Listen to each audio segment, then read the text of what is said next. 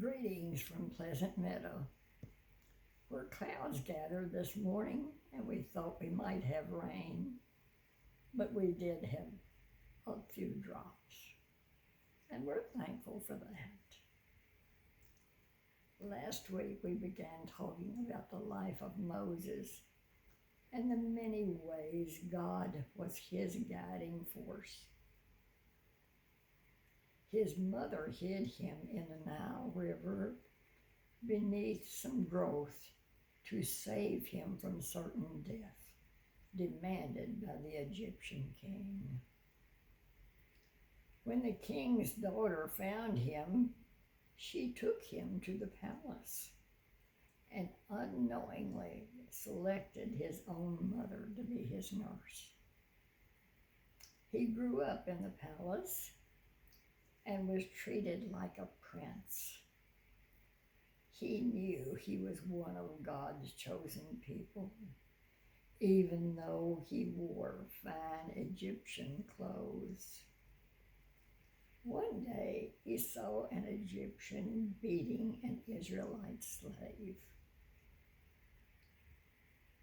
He killed the Egyptian and hid his body.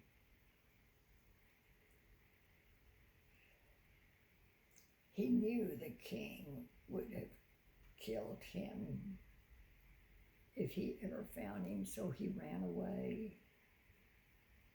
He fled to a country called Midian, and he continued his life of helping his people.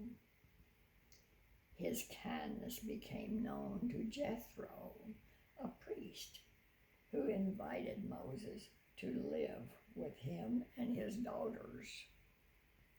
Jethro gave one of his daughters, Zipporah, to Moses as a wife.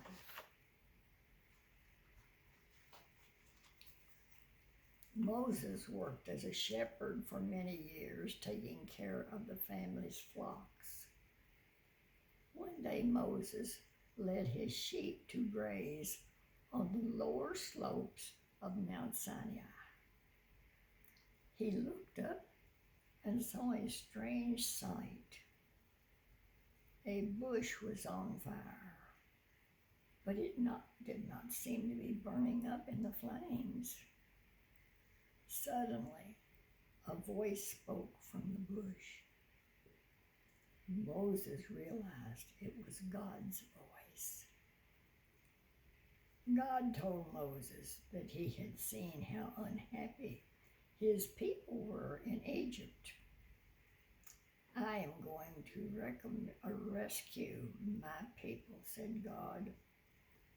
I want you, Moses, to lead them out of Egypt and take them to the beautiful land of Canaan. Moses was surprised that God had chosen him for such an important task. Why have you picked me to lead your people? He asked. I'm not special. I don't think anyone will follow me anywhere. God promised to help Moses, but Moses was still uncertain. Your brother Aaron will work with you, said God. I will give you the power to perform miracles, and I will give Aaron the right words to speak to my people. So Moses agreed to return to Egypt and do what God had asked. If only we would think and do what God asks, this world would not be in the shape it's in today. See you next Sunday.